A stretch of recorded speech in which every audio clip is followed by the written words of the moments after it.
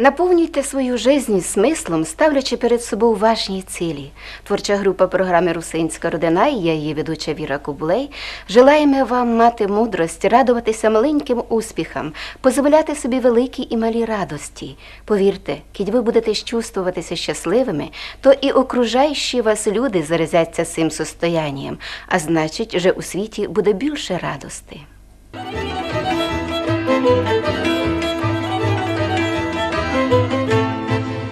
У традиційній рубриці «Їх знає швидкий світ» хочемо вам нагадати, що 19 децембра 1817 року в Рудові, округ Вранов, родився Адольф Добрянський, політичний і общественно-культурний діятель, будитель русинів, председа Пряшівського общества святого Іоанна Хрестителя, чесний председа Підкарпатського літературного общества Василія Великого. Він представляв русинів і словаків у мадярському парламенті. Много зробив про удродження русинського двигання.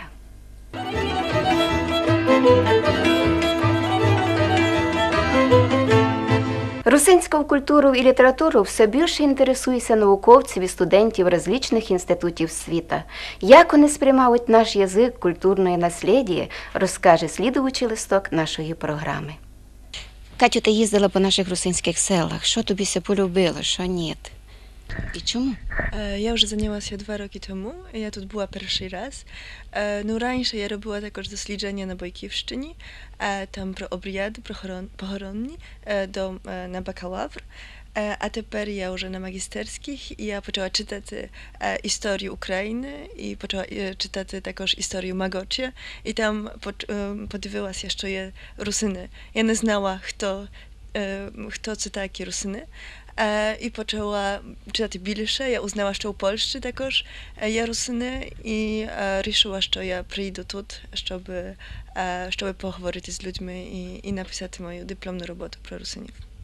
Знаю, що почали сте своє ознайомлення із русинами із наших русинських шкіл.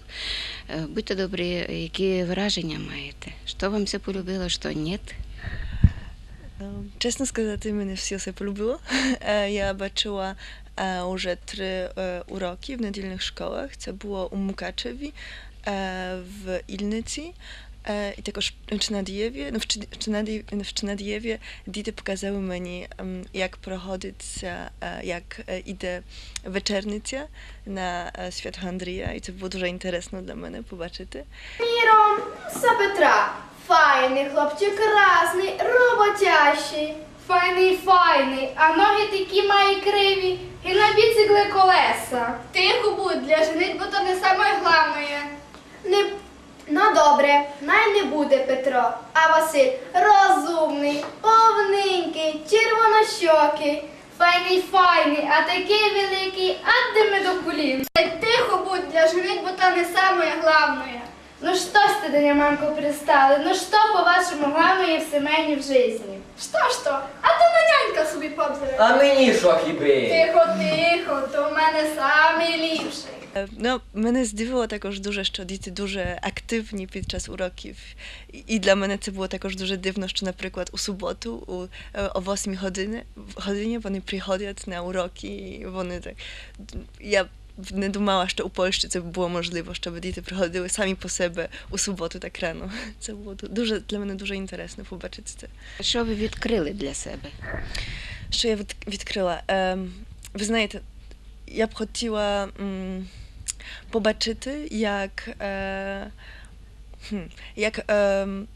як є вплив недільних шкіл на діти, як вони вставляються до цієї ідеї, як вони почувають себе. І для мене було це дуже інтересно побачити. Но у мене ще немає таких висновків, тому що я тільки що почала це дослідження. Ну, я займаюся 2 роки, але на цей час я говорила як тільки з учителями, я бачила уроки, я говорила з як би сказати, з елітою русинства, але я тепер би хотіла поговорити також з простими людьми на селах. І тоді я буду мати якісь висновки. Але для мене це було тепер дуже інтересно, і це як підстава моїх досліджень. Як думаєш, чим відрізняються русини від українців? No, na pewno відрізняються мовою, тому що я учила 3 роки української мови на університеті у Варшаві. Коли я приїхала тут і говорила з людьми, я взагалі, я могла щось зрозуміти, не дуже.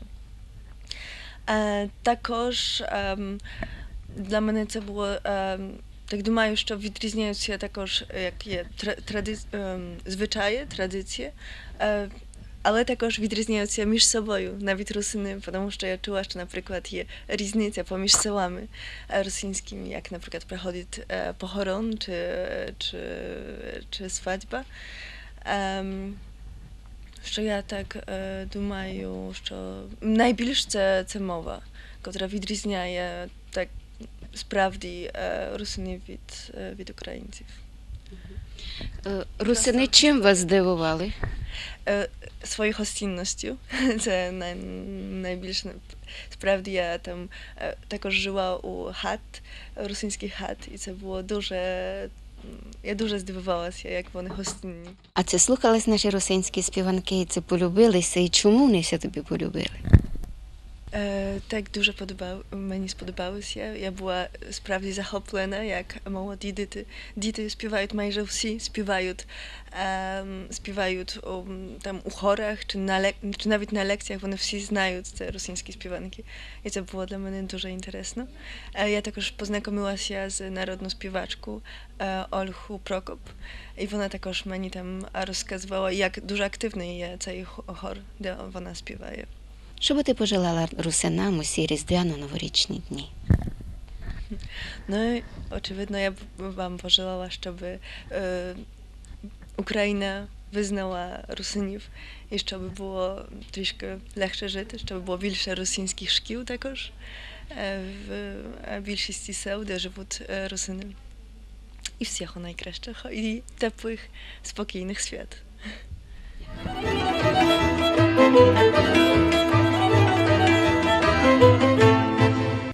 Слідуючий листок нашої програми розкаже про творчість Ольги Федорович.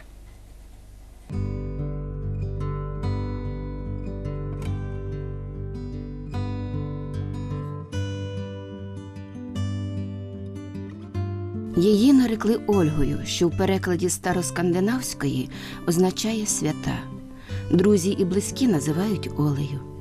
Ольга Федорович – художник за фахом, поет за станом душі.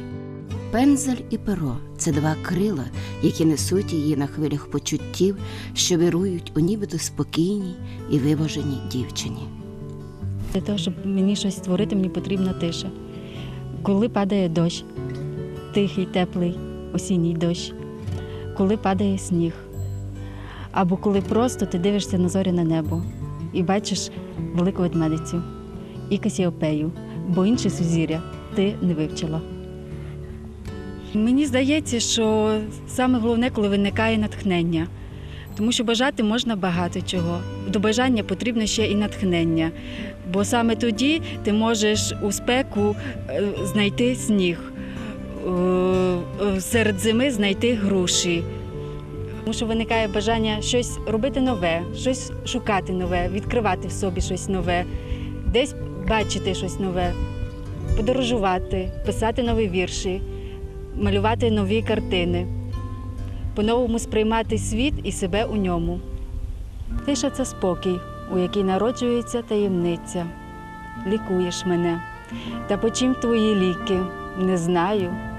Не знаю, що візьмеш натомість. Чи спокій, чи сни. Мале янголятко на лівім плечі позіхає, на правім черешні. Мене притисни сильніше до теплих грудей. Я не зраджу, а лише тобі на повіки розсиплю родзинки і хну. І зорі чумацького шляху, спекотної тиші, з малим янголятком на лівім плечі позіхну. Її чорні очі кольору стиглого терену вдивляються у світ із невимовною тривогою. Задаєш питання, чому це молоде дівча таке сумне? І взнаєш, що вона вже зазнала гіркоту втрати. Бог дає людині стільки страждань, скільки вона може винести, і не більше, і не менше. Через них ми себе випробовуємо себе і свої можливості. Вони не просто так даються. Коли все так добре, гарно складається, воно якось не пишеться. А от коли щось ти втрачаєш, не обов'язково людину чи друга, коли якось сьогоднішній день закінчиться, це також буде певна втрата, тому що він буде в минулому. Чи збудеться мені, чи ні? Бо ти пішла, не повернула, бо на прогірклій кручині забуті душі йдуть в притулок і розповзаються по швах, а я все сню тебе і плачу, на злизаний іржею цвях слова нанизую незряче, бо ти пішла, не повернула. Плачу, коли буває важко, і звертаюся до мами, яку не повернути, і якій вже нічого не можна сказати, попросити вибачення. Вода – це пам'ять, це внутрішній спокій. Я люблю дивитися на воду, яка тече, на річку, коли тече. От сидиш і дивишся. Сьогоднішня хвилина, вона через мить буде вже минуло. І про сенс буття якось починаєш думати, про те, для чого ти живеш, як ти живеш. Мабуть, залишити після себе щось гарне і хороше. Це коли, як про мою маму, люди кажуть, от, Люба була гарна жінка, вона саджала гарні, після неї росли гарні квіти. І це дотепер мені перша вчителька розповідає про це, що ось твоя мама приносила квіти, які гарно росли після неї. Мабуть, сенс життя в тому, аби залишити щось по собі гарне.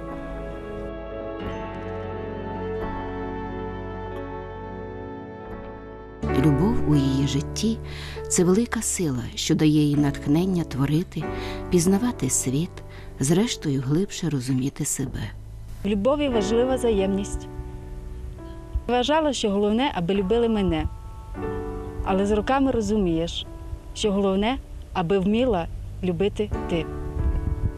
Люблю, так легко і просто, люблю, до подиху подих, мовчи, бо світає, мале гороб'ятко за хвостик ловлю і знову у синь відпускаю. Ще тиші хвилина, ще іній дріма, завчасний цей іній люблю, так легко і просто, безмірно німа, зима гороб'ятком у душу, сплю. А мій ангелик десь дріма, і так йому медово сниться, і снігу було, і нема, на віях стомлена водиця, нехай ангелик мій дріма. Це про Гануську, це про мою Гануську, яка засинає поруч мене, яка складає рученята під щічку і щось собі там снить. Моє дитятко, я собі сумна, а ти собі стривожено колічиш, рожеві пальчики, не відчуваєш дна, і в порятунок Бозю кличеш, а він німий, а він собі вмира, а він, як ти, стривожено колічить рожеві пальчики, із нігтів лак здира, йому на поміч кликати не личить. Можеш навчитися зробити, правильно підібрати колір, правильно скомпонувати, побудувати композицію, але все рівно свій внутрішній світ, він іде підсвідомо. Це так само підсвідомо, як коли Гануська ходить і начитує мої вірші. Не знати чому, вона просто каже, мама, давай я вивчу. І ходить у тихім серпні, уночі, несу хмарину на плечі і розчиняюсь, як хмарина, твого сновиду не порушу. На віях сумно помовчу, бувай, медвянку мій, лечу, як терпко-терпко пахнуть груші. Вона не знає, вона не розуміється у самому вірші, що в ньому закладено, але воно їй якось підсвідомо вкладається до голови, і вона от саме такі вірші вивчає. Здавалося б, зовсім не дитячі. Я думаю, що Гануся – це мій найцінніший скарб. Тому що я дуже хотіла дівчинку. І я до самого кінця не знала, хто буде, хлопчик чи дівчинка. І коли мені сказали, що це дівчинка, все. Там ти забуваєш про все, бо це Гануся, це твоя доця, це в ній є ти в якійсь мірі. Кожна людина розуміє світ в межах свого ставлення до тих чи інших духовних цінностей. Іноді одна зустріч із мудрою людиною дає тобі набагато більше для розуміння людської душі, аніж десятки випадкових зустрічей. Люди-мурахи чи люди-нарциси? Не знаю, можливо, я помилилась, коли писала саме такі рядки. Мені здається, що людина – це всесвіт. Всесвіт, що захований у ній. Ти вмієш плакати, що слізки, сіль, водиця, що перший сніг стікає житнім квасом. Столітні круки злизують корицю дерев столітніх, невблаганно ласо. Ти вмієш плакати, що з того, так байдуже, строката ніч наповнює цеберко, як тихо, падають над ужем в обгортках золотих цукерки. Які я люблю дерева? Мабуть, каштан люблю. Люблю груші, люблю яблука, коли вони цвітуть. Люблю осінні дерева. Неважливо, яке воно саме дерево, назві. Дерево – це як життя, воно перероджується. На зиму воно засинає, на весну воно відроджується. Немає нічого важливішого в житті, ніж уміння аналізувати минуле і творити сьогодення. Це добре розуміє Ольга Федорович. Вона вважає, що за щастям не треба ганятися, воно всередині кожного з нас. Я цілована Богом, якщо можна так сказати. Тому що все, що для щастя мені потрібно, в мене є. В мене є родина, в мене є донька, в мене є улюблена справа, в мене є друзі, в мене є дах над головою, хліб на столі, можливість писати, можливість малювати. А більшого мені не треба. У нас дощі, а що в твоїм Гаїті? Самотні бджоли в поспіху на звук. Врятуй мене на цім і тому світі. Не відпускай з міцних і теплих рук. У нас дощі, а що в твоїм міжребрі? Цих катастроф у серпня є чимало. Буває сумно і смугастій зебрі. Не відпускай із рук, аби не впала. У нас дощі, а що у твоїх мушлях? На жаль, не родять двічі в рік морелі, не роздають вина й хлібів насущних. Не відпускай із рук в полон пустелі.